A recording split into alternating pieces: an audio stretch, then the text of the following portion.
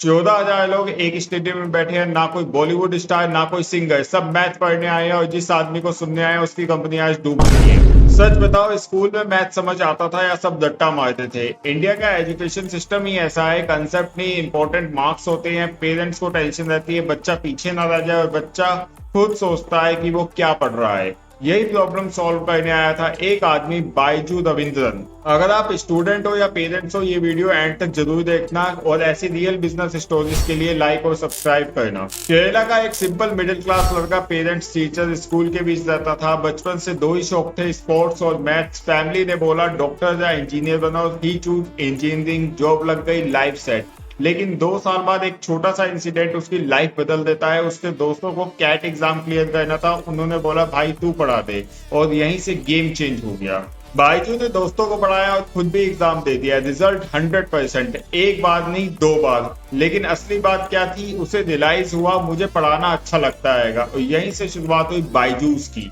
2006 में एक छोटी सी क्लास शुरू हुई, फिर ऑडिटोरियम, फिर स्टेडियम, फिर एक साथ 1000+ स्टूडेंट्स। और सबसे इंटरेस्टेड बात ये थी, उसकी पहली क्लास खुली, दूसरी में पैसे, और गैस क्या हुआ, 10 में से 9 लोगों ने पेड कोर्स ले लिया, क्योंकि बायजू कॉन्सेप्ट सिखाता था, रट्टा नहीं मरवाता था।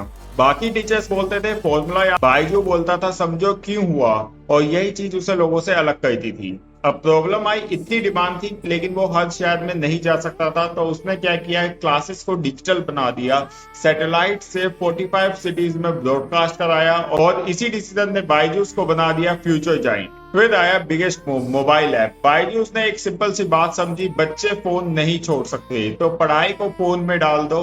उसने एजुकेशन को बना दिया नेटफ्लिक्स जैसे, एनिमेशन, वीडियो और इंटरैक्टिव लर्निंग के थ्रू। रिजल्ट क्या हुआ, स्टूडेंट्स एडिक्टिव हो गए और लर्निंग फोन पर शुरू हो गई। इन्वेस्टर्स ने पैसा डालना शुरू किया, जकरबर्ग, सिक्योर्स, करोड़ नहीं हजारों करोड़ की फंडिंग ले ली, और फिर स्टार्ट हुआ रियल गेम, सेल्स। बायजूस का सेल्स मॉडल भी इंटरेस्टिंग था और डेंजरस भी। प्रोसेस समझो, पहले ऐड देखा, ऐप डाउनलोड करी, फिर कॉल आया, फ्री काउंसलिंग, घर पर सेल्समैन आता है। पहले बच्चे से दोस्ती होती है, फिर उससे ऐसे सवाल पूछे जाते हैं जो बच्चा आंसर ना कर पाए, बच्चा फेल हो जाता है, फिर वीडियो दिखाया जाता है, सेम क्वेश्चन और अब आंसर सही मिलता है।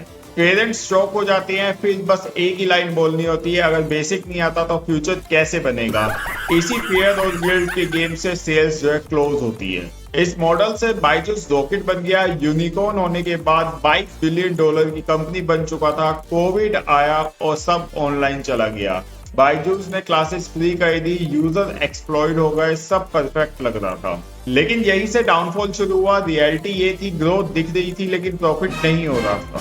सेल्स टीम पर प्रेशर बढ़ गया, 14 घंटे काम करना पड़ रहा था, अगर टारगेट मिस होता तो जॉब चली जाती। रिजल्ट क्या हुआ, मिस सेलिंग स्टार्ट हो गई, पेरेंट्स को मैनिपुलेट करना शुरू कर दिया, रिफंड इशू होने चालू हो गए। सबसे बड़ा इशू क्या था, सबसे बड़ा इशू ये था, हर सेल में लॉस हो रहा था, मतलब जितना बेच रहे थे उतना ही डूब रहे थे। ये बिजनेस नहीं बबल बन गया था। बायजूस ने एज्यूम किया ऑनलाइन एजुकेशन ही फ्यूचर है, लेकिन रियलिटी क्या हुई, लॉकडाउन खत्म, बच्चे ऑफलाइन वापस आ गए। क्यों, ऑनलाइन में पढ़ाई से ज्यादा डिस्ट्रैक्शन होता है। और सबसे शॉकिंग बात, रेवेन्यू का 80% बस टैबलेट से आ रहा था, मतलब ये एडटेक कंपनी नहीं, ये टैबलेट सेलिंग कंपनी थी। यहीं से बर्बादी चालू हो गई, फंडिंग रुक गई, लोन डिफॉल्ट्स होने लग गए, केसेस लग गए, ले ऑफ्स होने लग गए। 58,000 एम्प्लॉयज में से सिर्फ 25,000 एम्प्लॉयज बचे। वैल्यूएशन 22 बिलियन से गिर के जीरो हो गई। बायजूस एजुकेशन सिस्टम को चेंज करने आया था, लेकिन उसका फोकस एजुकेशन से हटकर वैल्यूएशन पे चला गया, और यही उसकी डाउनफॉल बना। तो आज की इस वीडियो में बस इतना ही, मिलते हैं नेक्स्ट वीडियो में। Thank you so much for watching.